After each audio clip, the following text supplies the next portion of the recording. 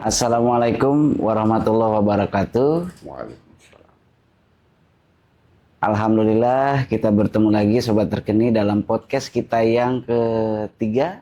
Sebelumnya kita bahas tentang pemerintahan. Nah, sekarang kita bergeser ke hal yang bersifat bisnis dan ekonomi bisnis. Nah, kebetulan sekarang saya berada di kantor Pak Izzat Hussein. Nah, beliau merupakan seorang pengusaha dan memiliki gagasan yang cemerlang berupa revolusi ekonomi. Namun sebelumnya kita sapa dulu beliau. Izin Pak Izzat, bagaimana kabarnya? Assalamualaikum Pak Izzat. Waalaikumsalam. Baik-baik, alhamdulillah. Nggih, tambah seger aja sekarang, semakin mudah kita lihatnya. Ya, karena kita merasa punya energi yang baik. Jadi semasa kita punya energi yang baik, usia tetap prima ya, Iya. tidak mempengaruhi. Kalau pengusaha kan tidak ada pensiunnya. Luar biasa, luar biasa. Nah, Sobat Terkini, beliau ini memiliki seperti yang saya sebutkan tadi, memiliki gagasan ide cemerlang untuk NTB, yaitu revolusi ekonomi. Dan gagasan itu baru beliau yang menggagas di NTB bahkan nasional. Nah, mungkin bisa kita dapatkan penjelasan dari Pak Izzat sendiri. Seperti apa sih revolusi ekonomi menurut Pak Izzat? Oke. Assalamualaikum warahmatullahi wabarakatuh. Berbicara tentang NTB, tentang satu revolusi ekonomi, sebuah proses hubungan manusia dengan manusia yang bersifat muamalah dan saling memenuhi kebutuhannya, maka itu disebut dengan bisnis. Sepanjang orang itu mendapatkan nilai tambah. Kalau orang kerennya disebut profit. Kalau itu berarti lah untung. Nah, atas jasa yang telah memenuhi kebutuhan sesama. Ya. Bisnis itu adalah satu proses yang tua dalam peradaban manusia. Oleh karena itu, bisnis itu berevolusi sesuai dengan zaman dan waktunya. Satu contoh, misalnya, dulu ada pembangunan 5 tahun. Sekarang tidak sampai 5 tahun terjadi perubahan-perubahan yang sangat maju. Sehingga cara pandang bisnis masa depan NTB adalah harus kita lihat tahun 2019 ke atas itu udah tidak bisa dipakai dengan cara yang sekarang. Ada fase yang disebut COVID 2020 sampai 2000 sekian. Nah, inilah yang merubah paradigma dengan kemajuan teknologi dan jasa. Nah, 2026 maka kita harus memandang bahwa bisnis itu tidak hanya sekedar Pulau Lombok atau NTB. Tapi kita lihat Indonesia 280 juta lebih penduduknya. Itulah pasar yang paling besar. Ya. Nah, NTB dia sejak zaman sebelum merdeka, ya, produk-produk NTB ini baik itu tembakau, bawang putih, bawang merah, itu masuk ke Surabaya, keluar dia. Kan? Nah, sehingga kan, ada namanya Kampung Sasak di Surabaya. Tempat orang-orang dahulu, tahun 50-an, 60-an itu tinggal di situ. Kalau dia harus nginap karena transportasinya masih kapal kapal putih dulu, peri putih itu kan. Nah, jadi mereka harus nginap.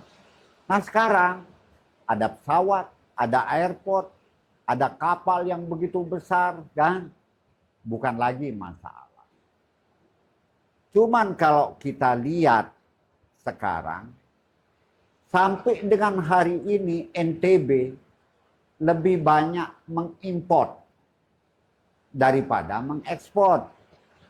Lebih beli barang dari sana kemari. Jangankan Pak, gerupuk saja ada yang dari Jawa. Nah ini yang harus menjadi perhatian strategi ekonomi yang harus kita revolusikan.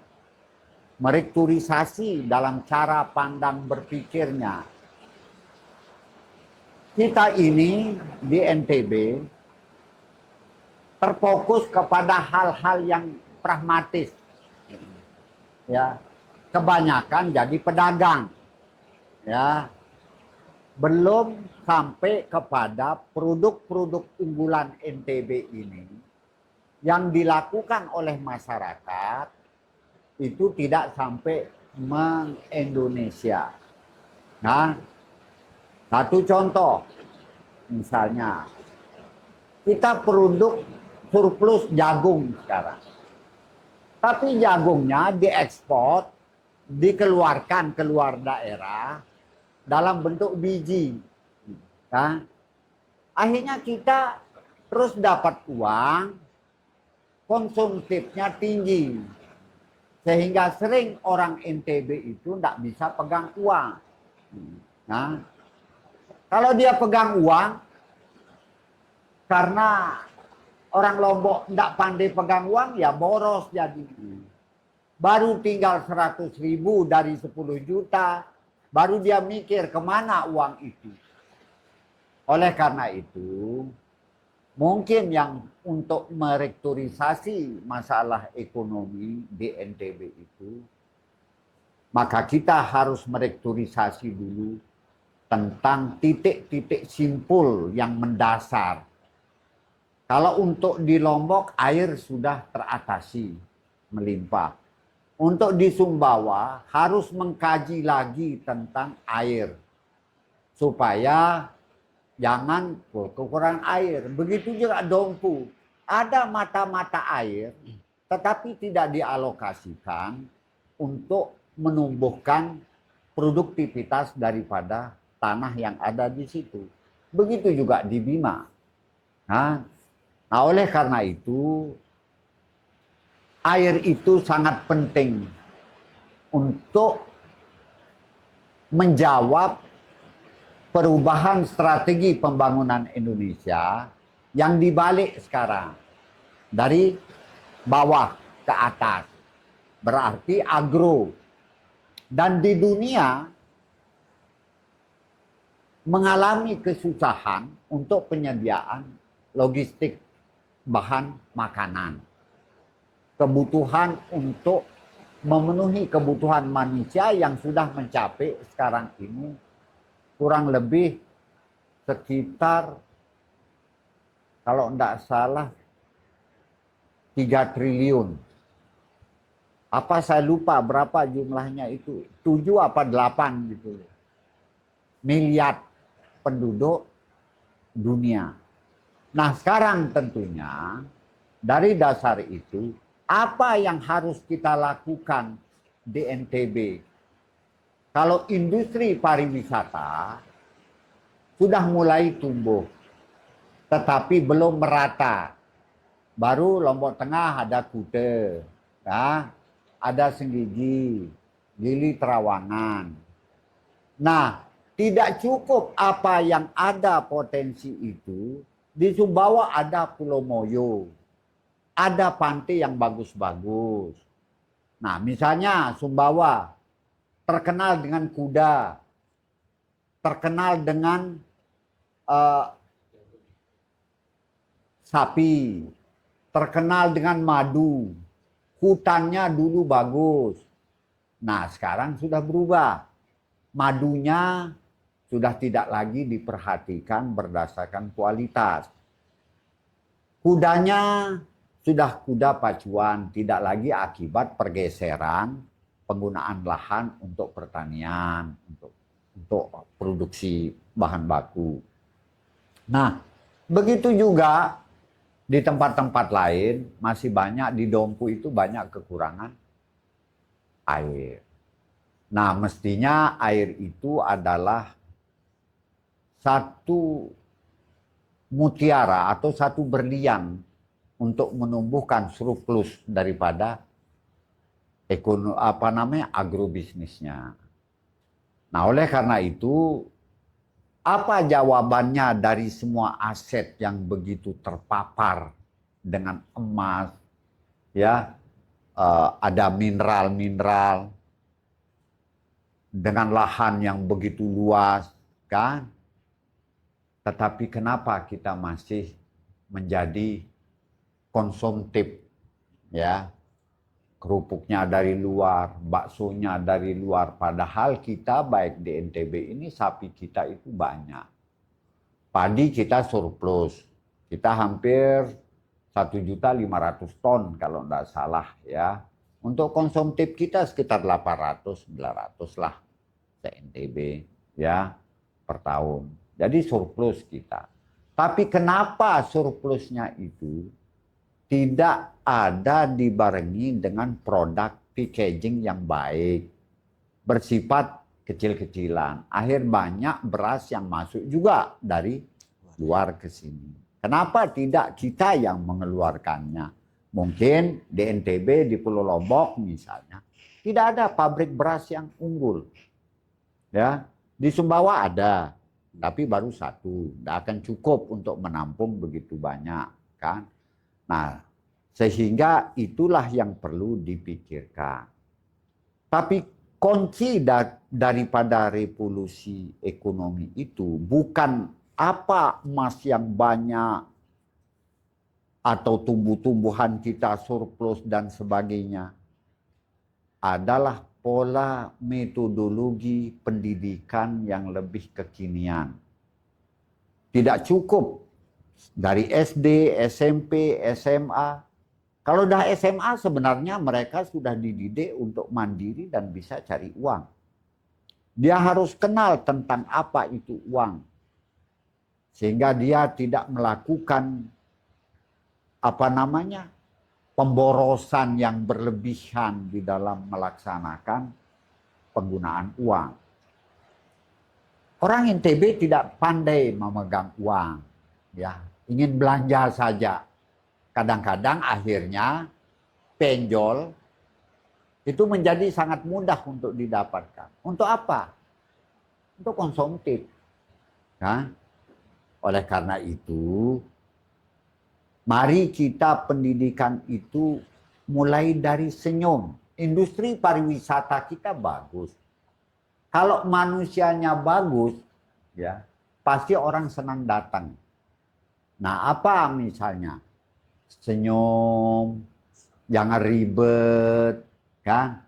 Sesama warga NTB, karena sama-sama mayoritas Islam, maka ukhuwah harus bersifat ikhlas, kan? Ini prinsip dasar dari sebuah muamalah bisnis, kan? Yang kedua adalah kita harus berani investasi di pendidikan, kan? Pendidikan itu adalah pendidikan dari SD, tidak langsung masuk kelas. Mereka harus, makanan sudah gratis, ada makanan yang cukup bergizi, MBG. Tetapi mereka akhlak. Jadi akhlak itu penting di dalam pembentukan karakter manusia di zaman sekarang. Misalnya satu contoh. Banyaknya orang masuk Islam di Eropa itu karena mereka sudah kalah dengan liberalis yang membebaskan mereka apapun dia lakukan halal. Akhirnya mereka terpuruk dalam bidang ekonomi. Akhirnya dia lihat Islamlah yang berakhlak, yang baik cara melayani, tidak berbohong, kan? Nah, inilah sebenarnya yang mereduksi daripada sistem pengakuan terhadap kebaikan disebut dengan memanusiakan manusia itu, apapun agamanya. Nah yang ketiga, di kurikulum itu dari SD sudah diajarkan tentang pembersihan kelas, diajarkan lagu-lagu daerah, kan? Supaya dia cinta kepada daerah. Kan? Yang selanjutnya adalah ada waktunya dalam seminggu itu adalah beraktivitas tanaman misalnya. Bagaimana menanam cabai, pohon, atau memelihara apa saja yang bisa menghasilkan bagi anak-anak itu ke depan. Apa bentuknya? Pembentukan di dalam pikiran dan hatinya sebuah proses. Itu bermula dari sekolah. Makanya SMP mestinya dia sudah diajak mengenalan tentang mau jurusannya apa saja, IPA, sosial, apa saja. Tapi mereka harus kenal tentang uang.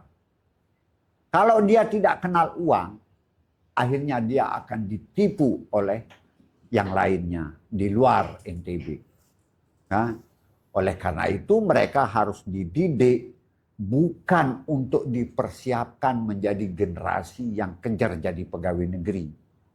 Nah, mereka harus dididik untuk menjadi pengusaha yang paham tentang IT, nah, dan dia jago-jago di dalam bahasanya, dia bisa melakukan kolaborasi ke negara manapun, karena sekarang bebas, visa bebas dan sebagainya, banyak negara-negara seperti itu. Dan di Indonesia saja ada 280 juta. Nah, apabila dia sudah lulus di SMP, maka di SMA dia sudah mulai bisa profit, bisa mendapatkan uang. Mau dimanapun mereka punya kesempatan yang sama. Misal contoh saya tinggal di satu desa.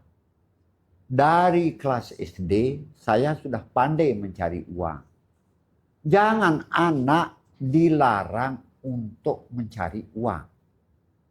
Karena apa? Jangan orang tuanya punya harga diri terhadap anaknya, malu anaknya begini. Nah inilah yang salah dari kita. Oleh karena itu, kalau dia SMA harus sudah dapat dia di sekolah itu aplikasi daripada jual beli yang paling dasar. Entah dia diajarkan tentang menanam, terus dia menjual, memproduksi apa, kan? Yang diajarkan di sekolahnya. Satu produk saja selama 3 tahun dia bisa tekuni, maka itu akan memberikan bekas pada waktu dia kuliah nantinya akan diperdalam lagi. Sehingga kalau dia ngambil jurusan ekonomi, memang dia sudah di hati dan pikirannya itu sudah terbentuk dasar ekonomi, kan? Nah, kalau yang ingin ke fakultas hukum nanti dia akan kelihatan mereka sudah diajak pergi ke pengadilan, ke kejaksaan, bagaimana menyaksikan orang sidang. Nah, ini harus mulai dari SMP maupun SMA. Akhirnya saya pergi ke Jogja tanpa biaya, karena saya pintar cari uang, akhirnya Allah kasih saya rezeki dari arah yang tidak disangka-sangka, akhirnya saya ikhtiar.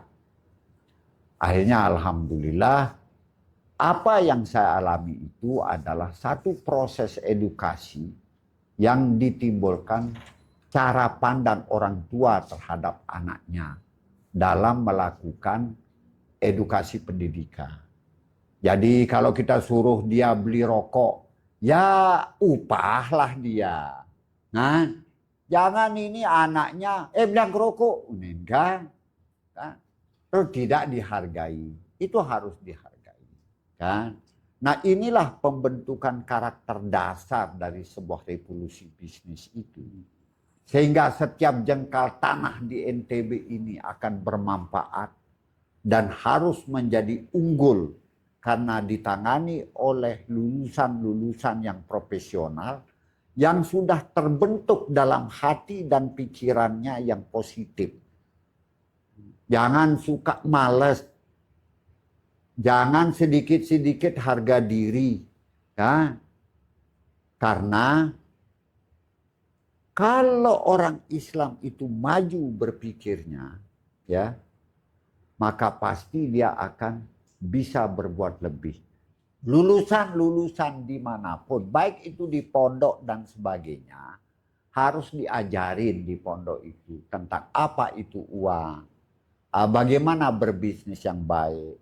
Dia bisa belajar tentang potong sapi, bagaimana tekniknya yang baik. Pasti mereka bisa karena sudah menguasai hukum fikih. Kan? Nah, sehingga nanti produk-produk yang ada di NTB Syariah misalnya, kan, akan menjadi primadona bahwa orang tidak khawatir memakan produk-produk NTB itu. Nah, tentunya pemerintah harus berani melakukan regulasi investasi terhadap anak-anak yang unggul. Ya, ini kadang-kadang zaman Pak Harto, orang-orang yang unggul itu dapat penghargaan. Ya, sekarang ini jarang. Ya, nah akhirnya kita dapat beasiswa dulu kan, zaman itu. Nah sekarang sehebat apapun putra daerah, jarang dihargai untuk diberikan apresiasi atas karya-karya dia. Jangan kira tahu Lombok ini itu sangat enak, masih original. Rasa bahan bakunya masih kental dengan kedelai. Kalau saja generasi-generasi ini membuka misalnya penjualan di seluruh provinsi di NTB ini, di Indonesia ini, betapa dengan distribusi bahan baku dari sini yang sekarang tidak susah dengan segala bentuk transportasi, bagaimana lakunya? Uang itu akan balik ke kita. Jangan kita saja yang mengeluarkan uang. Nah, dasar pemikiran itulah bahwa apa yang dilakukan oleh gubernur, Pak Bupati-Bupati, jangan otonomi daerah itu diartikan berbeda, bahwa akulah yang kuasa. Tapi sinergisitas antara gubernur dengan bupati, dengan dinas-dinas lain, dalam sikap menghadapi perubahan itu. Kalau ini tidak dimunculkan, maka tidak akan terjadi revolusi ekonomi yang ada di NTB ini. Misalnya kenapa penjol itu laku keras di NTB? Ya? Karena permasalahannya, orang Lombok males, orang NTB itu males. Males sekali. Nah, akhirnya cari jalan praktis. Kenapa dia jalan praktis? Karena bank-bank ini terlalu gagah. Tidak pernah orang pergi ke bank takut. Karena syaratnya terlalu banyak, belum itu, belum ini. Padahal dia mau pinjam hanya 10-20 juta. Susah sekali. Akhirnya rentenir yang muncul. Sekarang rentenir dikalahkan dengan penjol. Kan? Akhirnya kita akan menjadi bangsa, menjadi daerah yang konsumtif. Objek daripada daerah lain yang lebih produktif daripada kita. Nah, dasar ini kita harus mulai dari pola pendidikan. Dan budaya-budaya kita harus kita rubah. Jangan punya harga diri terhadap anak laki-laki maupun perempuan yang mau melakukan usaha-usaha edukasi di tengah lingkungannya. Sekarang sudah tumbuh, saya lihat ada perubahan-perubahan sikap mendasar. Pertama, jangan iri sesama, kan? Keikhlasan dan kejujuran itu yang utama, kan? Nah, kalau mau bisnis ini, ya terus para bank-bank, terutama bank daerah, harus bisa menciptakan satu modul pinjaman yang tidak terlalu berbelit-belit, tetapi mereka juga harus namanya pinjam yang harus diganti. Ya jangan marginnya terlalu tinggi, kan? Misalnya, sehingga mereka tidak perlu ke pinjol. Nah, asal KTP-nya ada, terus dia sudah pakai HP-nya 1 tahun, marginnya rendah, maka mereka akan sangat dimudahkan untuk itu, supaya jangan uangnya NTB ini habis lari keluar. Bagaimana caranya? Kalau produk-produk yang ada di NTB ini bisa keluar, ya tentunya harus kualitas yang baik, sarana lab yang baik. Tapi jangan susah-susah, nanti laboratorium misalnya bayarnya mahal, ya. Orang mau, oh jagung ini kalau saya buat jadi puder jagung, oh saya buat jadi makanan ini. Dia butuhkan itu label bahwa apa sih yang ada di produknya itu. Nah itu mahal kadang-kadang. Nah hal-hal beginilah yang paling penting di dalam kita melakukan perubahan ekonomi. Tapi satu titik awal untuk menjadi satu, pendidikan kita harus lebih ada waktu untuk mengedukasi praktik ekonomi. Di sekolah itu ada simpan pinjam, dia bisa menjual. Diajarin dari SD minimal kelas 4-5. SD sudah bisa jualan. Nah inilah yang akan merubah di masa depan. Kan? Tentang mereka mau ambil ekonomi dengan IT, bisa jual pakai apa saja. Maka kita akan mendatangkan uang dari luar ke dalam. Nah, sebelumnya ini Pak Izzat, saya perkenalkan dulu, di ruangan Pak Izzat sendiri sudah hadir juga dari RRI. Ya, ya. Teman dari RRI dan senior kita dari Elsinta juga. Izin mungkin nanti teman-teman juga akan bertanya ke Pak Izzat terkait konsepnya Pak Izzat yang sangat luar biasa ini. Namun ada 2 poin Pak Izzat yang saya sendiri ngambil. Jadi di NTB dulunya kita kenal dengan program industrialisasi. Artinya industrialisasi ini mungkin saya ingat sedikit bahwa produk NTB bagaimana diolah di NTB dan dipasarkan keluar daerah. Jadi tidak lagi kita langsung kirim bahan mentah keluar daerah. Nah, untuk yang sekarang ini yang booming adalah penguatan UMKM. Kira-kira konsep revolusi ekonomi yang Pak Izzat gagas sekarang ini, apakah nantinya akan selaras dengan konsep-konsep yang sebelumnya sudah ada, atau memang ada hal-hal yang memang bisa menyempurnakan konsep-konsep yang pemerintah buat? UMKM itu banyak, tetapi mereka pedagang. Ada satu pergeseran yang bagus dari kebijakan pemerintah untuk memperhatikan itu. Tetapi dari pricing, kalau pameran UKM itu mahal-mahal produknya. Ya. Terus kualitasnya daripada produk itu tidak maksimal. Misalnya ya.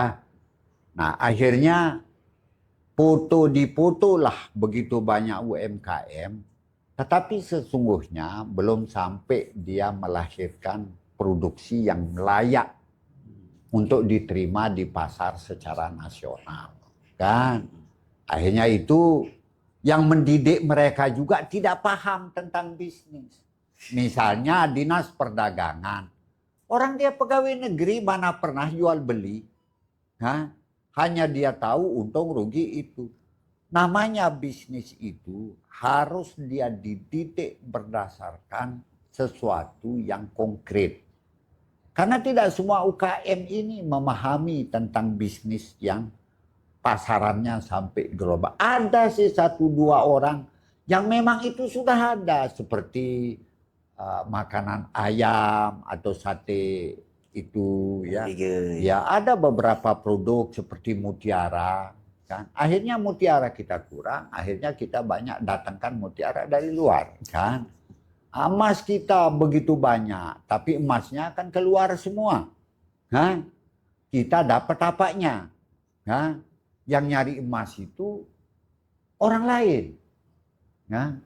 Kenapa enggak generasi-generasi muda yang terdidik tentang itu bisa melahirkan inovasi di dalam produknya, sehingga hanya di sini ada di apa namanya? Yang Emas di Skarbele. Skarbele, ya. Itu terwariskan dari zaman Jepang. Keahlian mereka tentang buat keris atau apa gitu, emas kan. Nah, tetapi inovasi mereka terlambat. Nah, akhirnya ada pameran baru ikut jualan. Nah, saya kira dari segi packagingnya, dari cara menaikkan nilai value atas barang itu, mulai dari kalau produk kerajinan ya harus betul-betul sesuai dengan kekinian. Harus mempelajari tentang peradaban di Eropa, di Timur Tengah, kan? Di Dubai, kan? Itu pasti punya sarana itu. Bahkan bisa pakai teknologi. Nah, tapi bahan bakunya mereka kadang-kadang datang dari luar. Nah, kenapa kita produksi emas?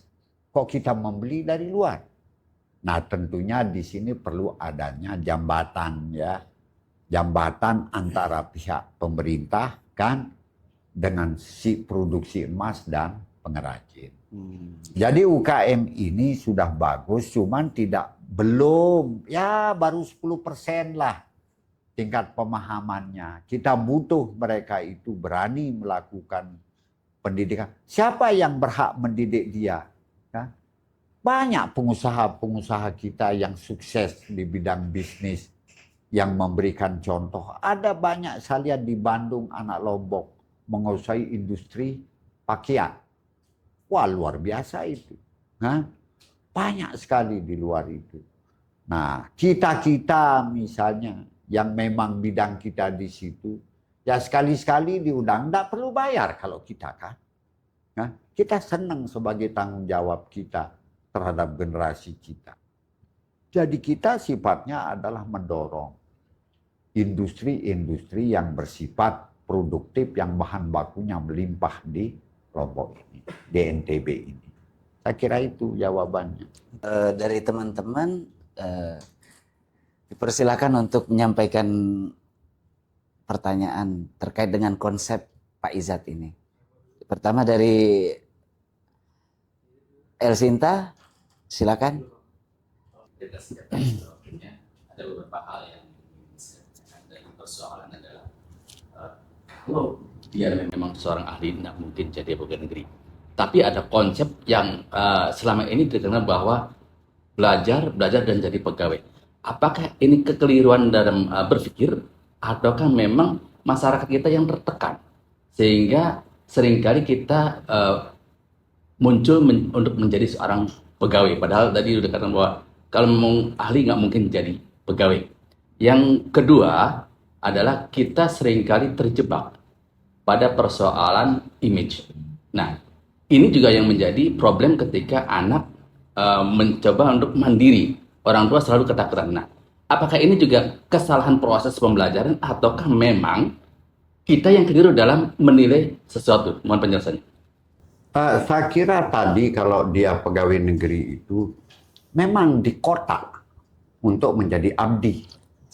Nah, dia abdi kepada rakyat, kepada masyarakat, mendorong, membantu. Tapi kalau berbicara bisnis, dia bisa apa?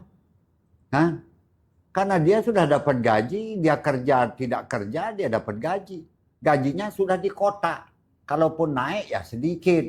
Nah, sementara keinginannya kan tambah. Nah, mereka mengurus UKM, mana bisa metodologinya? Nah, oleh karena itu peran guru di dalam melakukan itu. Nah, dulu kita, laki-laki di NTB ini, biasa jual apa-apa. Sesama teman di pasar, semua orang berjualan.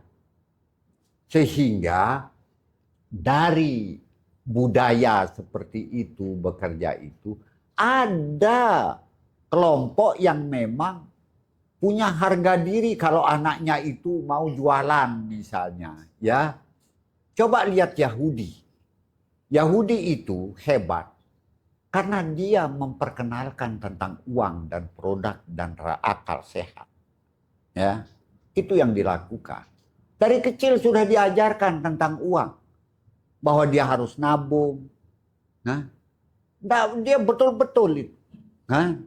Dia beli apa saja diarahkan supaya dia untung. Beli di sini, tawar menawar.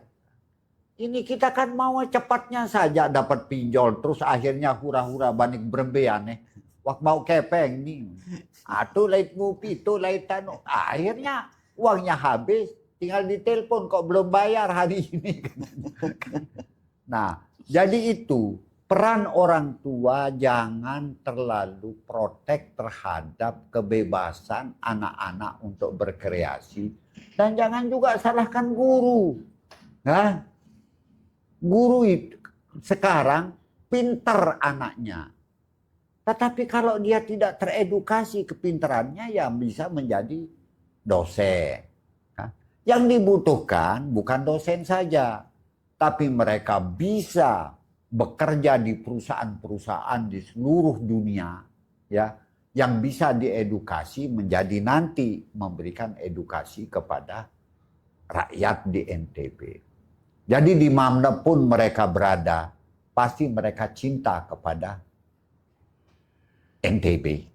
Nah, jadi NTB ini nasibnya dia kurang terlalu manja gitu kan. Kalau dia jadi pekerja di swasta, kalau dipecat deka mati apa dia ini kan? Bahwa karena masih ada pamannya tempat dia minta makan, masih ada keluarganya, masih ada lingkungan masyarakat kita. Baik enggak itu? Baik, tetapi tidak punya dia power untuk menuju sukses itu. Nah, sukses itu bermula tidak bisa kita gong genemong, kun payakun itu tidak bisa, harus ikhtiar. Makanya dalam Al-Quran disebut yatafakkarun, yatafakilun, kan? Banyak sekali bahwa harus rasional. Kaya harus supaya kita mudah masuk surga.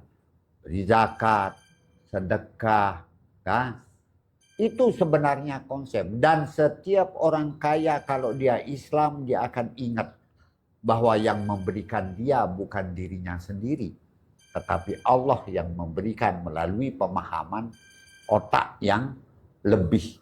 Saya kira saya sepakat dengan Bapak bahwa itu adalah perubahan budaya kita karena terlalu modern. Nah, ayo beli kopi yang harganya 20. Nah, pada membuat sendiri aja bisa kalau dia efisien. Nah, terus gagah-gagah. Nah, bebrayan terus jadi bos. Nah, padahal dengan kepeng dengan toa kadu. Nah, senenglah orang tuanya. Bem lai tadi waktu berjanji no di beraya gini mau nih bangga kan. Hal-hal begini kalau kita lihat orang Padang mengirim anaknya SMP ke luar daerah, ke Jawa, mana dan sebagainya. Lihat, muncul orang Padang banyak yang kaya. Nah, orang salah satu konglomerat yang terbesar itu banyak dari Padang. Kan dari teman kita RRI. Baik Pak, yang sedikit saya jadi juga nanti closing statement kita juga.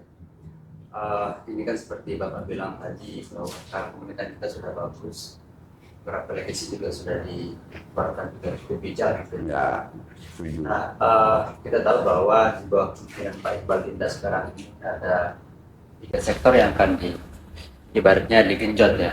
Ada mulai tahun ini seperti pariwisata, pertanian, dan ada beberapa sektor yang untuk mendorong kemiskinan ini supaya bisa dihapus.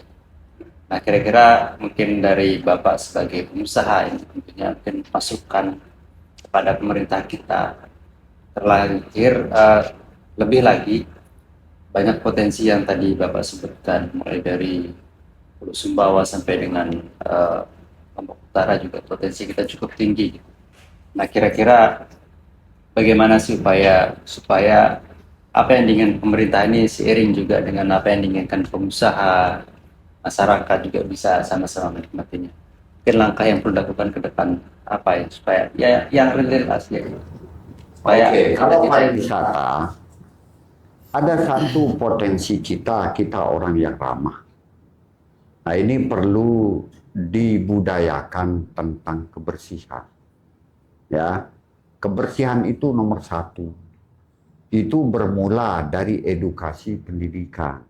Di sekolah harus diajarkan tentang itu. Yang kedua adalah mensosialisasikan di seluruh desa atau dusun harus punya standar kebersihan tentang sampah, tentang apa. Nah, boleh Pak Iqbal itu orang yang sangat hebat. Cara berpikirnya, kesederhanaannya, cara dia silaturahmi, program-programnya bagus. Tapi kan tidak cukup, dia harus sejalan pemikirannya dengan bupati-bupati, camat-camat. Ada satu kebersamaan untuk membuat budaya pariwisata itu berakar pada akhlak yang bagaimana kita mau. Hah?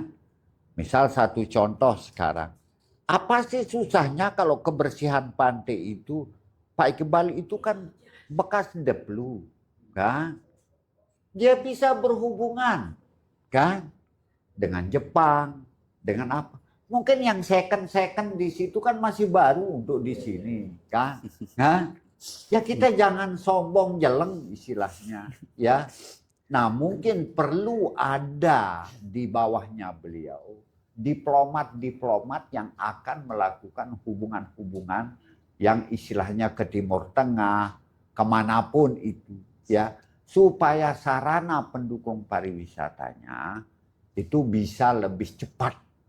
Ya, kalau berharap sekarang misalnya masyarakat melakukan itu susah.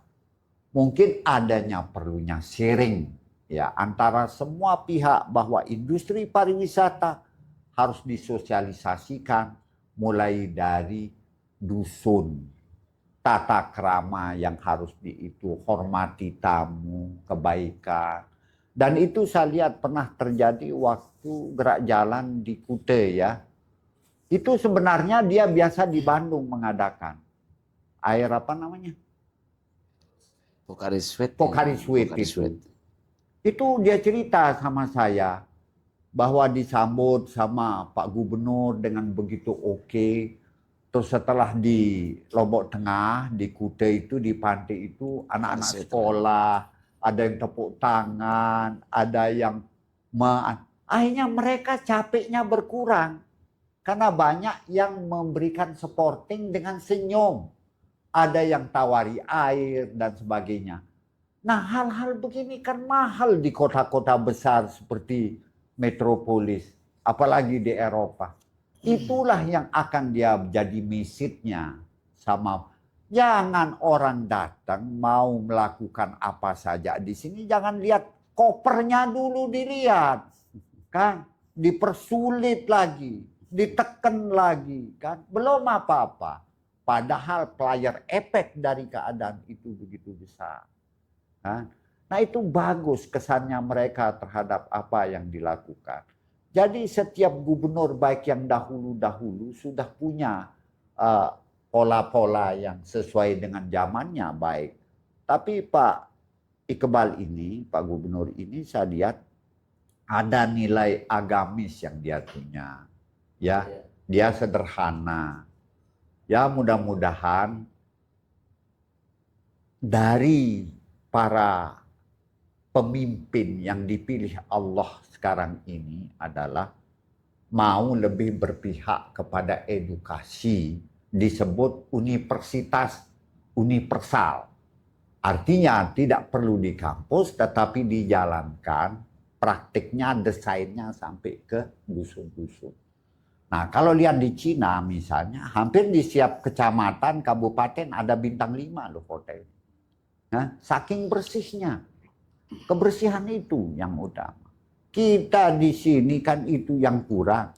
Nah mudah-mudahan ke depannya itu satu. Kalau pertanian, saya kira kalau Lombok tidak ada masalah. Ya, yang saya lihat lahan yang luas itu 33% kalau tidak salah Sumbawa itu ya dari seluruh NTB ada lahan yang bagus di situ. Tapi butuh juga ya, jangan bahan bakunya kayak kita tembakau dulu. Nah, perusahaan masuk di sini, tembakunya diambil begitu saja. Kenapa enggak sekarang bahan-bahan baku itu ya ditampung dulu oleh pemerintah daerah dibuat lembaga perusahaan, nanti dilelang. Akhirnya para buyer-buyer itu tidak begitu saja membeli dengan harga murah pajak. Nah, kalau dilelang itu kan Pemda dapat uangnya, terus petani juga enak kan, teknologinya silahkan dikembangkan. Sekarang kan teknologi gampang sekali. Mau buatan Jerman ada, buatan Cina ada, buatan Korea ada, Jepang ada, Pakistan ada kan. Banyak sekali. Nah, inilah yang harus kita pikirkan. Hasil-hasil pertanian itu jangan sekedar dia jadi bahan mentah terus diekspor. Tapi kalau bisa diedukasi, melakukan riset kerjasama dengan kita malu datangkan misalnya dari UNRAM yang kajian makanan. Saya sudah ada itu tentang saya baca itu. Tentang apa namanya rumput laut itu. Rumput laut. Itu bagus, cuman belum menyentuh aspek standar kualitas ekspor yang bagus, penjualan di luar yang bagus, sarana marketing kan bisa saja ditunjuk perwakilan distribusi pengenalan produk NTB di setiap provinsi di seluruh Indonesia. Tapi jangan suruh pegawai negeri, kan? Ya enggak bisa. Cari orang-orang yang jago dagang, generasi-generasi muda ini. Suruh dia jualan di sana, pengenalannya di situ. Di Sulawesi kah, di Jakarta kah, Jawa Barat. Nah, sehingga akhirnya anak-anak ini dilibatkan dari sejak dini. Sekolahnya libur misalnya. Oke, sekarang masa di UNRAM itu misalnya 6 bulan dikasih untuk praktik. Misalnya. Kirim mereka keluar. Coba lihat Mebler sekarang. Mebler itu buatan Cina. Akhirnya banyak yang nganggur Mebler di Pasuruan. Kenapa enggak kirim ke Pasuruan?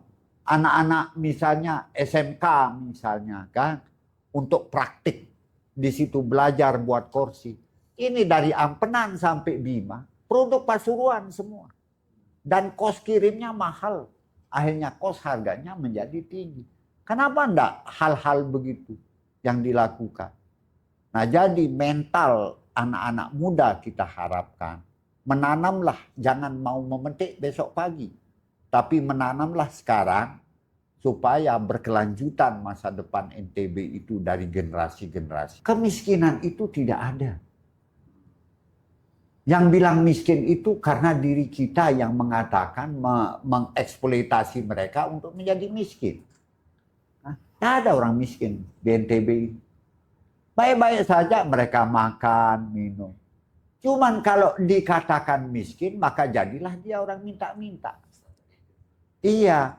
Ya kalau kita itu dulu zaman kekurangan beras apa. Hidup aja kita. Kan? Ikan banyak di kali-kali. Kan? Banyak sekali. Kan? Nah, sekarang yang dikatakan miskin itu adalah kalau dia tidak mampu sekolahkan anaknya. Kalau untuk makan mereka makan. Nah, makanya SD, SMP. Nah, perbesarlah ya program untuk disekolahkan keluar. Di mana yang memang hebat, yang pintar walaupun dia miskin. Jangan anak-anak yang memang sudah kaya diberikan beasiswa. Nah, pilih di sekolah-sekolah itu mana anak-anak yang hebat itu. Jangan sampai ada satu warga negara atau rakyat NTB itu yang tidak sekolah. Apa saya dulu sekolah sampai sarjana? Karena saya tidak ada. Saya miskin. Saya jadi penjaga toko. Di Jogja banyak yang tahu teman-teman saya. Kan? Saya jadi office boy di hotel. Kan? Jadi tukang pijit. Tapi lama-lama berkembang. Gue lah yang paling banyak duit di sana. Nah, jadi kita harus berani keluar mendidik mereka untuk melakukan edukasi. Ini yang paling penting edukasi.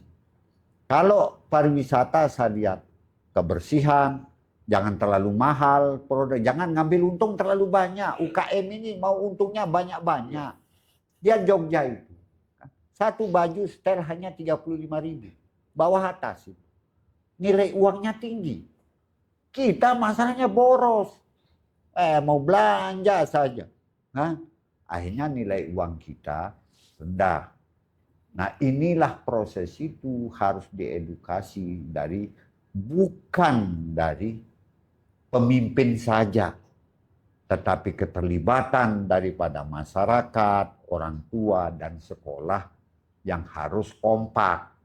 Nanti ada Lombok, misalnya provinsi maunya begini. Enggak bisa itu, saya otonomi daerah di Lombok Barat lain saya. Lombok Tengah lain lagi, Lombok Timur lain lagi, Utara lain lagi, kan? Terus Sumbawa lain lagi, Dompu lah, adik kamanai katanya kan. Nah, inilah sesama Islam itu harus rukun dan erat. Jangan ada yang jadi membuat suasana yang tidak nyaman. Ya, para tamu kalau pariwisata. Saya kira itulah prinsip-prinsip. Kalau lebih detailnya kan waktunya tidak cukup. Ya, saya kira ini season 1 dulu. Season 2 nanti apa lagi kan yang lebih detail kita fokus kan. Saya kira itu. Sangat luar biasa ini Pak Izzat, ilmu-ilmunya Pak Izzat, konsep-konsepnya Pak Izzat. Tapi yang paling penting sekali bagaimana pemerintah dan juga masyarakat secara luas, begitu juga dengan pemerintah kabupaten kota, apa yang menjadi konsep revolusi industri yang disampaikan oleh Pak Izzat bisa menjadi masukan yang penting untuk menyempurnakan program kerjanya ke depan, terutama di masa lalu Muhammad Iqbal, gubernur kita, dan wakil gubernur kita Bu Dinda, Ibu Aja Dinda. Mungkin sampai di sini dulu. Ini episode pertama, berarti ada episode kedua ya, Pak Izzat. Ada episode kedua yang mungkin lebih rinci lagi besok kita bicarakan ya. Ya, mungkin ya nanti kita lihat kan, kalau memang ini positif kita bisa lanjut. Kan tidak saya saja, pasti banyak orang lain yang punya hal yang siap. Mungkin ada masukan lain ya. Siap. Kita ganti-gantian lah. Luar biasa. Kalau gitu terima kasih atas waktu dan tempatnya ini Pak Izzat, luar biasa sekali. Dan terima kasih juga Sobat Terkini. Kalau gitu kami pamit. Assalamualaikum warahmatullahi wabarakatuh. Saya juga bila ada yang kurang pas di hati para yang mendengarkan atau yang menonton masalah ini, saya minta maaf kalau ada kekurangan. Tetapi yang jelas semua ini adalah wujud kami semua di sini adalah dalam podcast ini adalah cinta negeri NTB. Tanah tumpah darah kita. Assalamualaikum warahmatullahi wabarakatuh.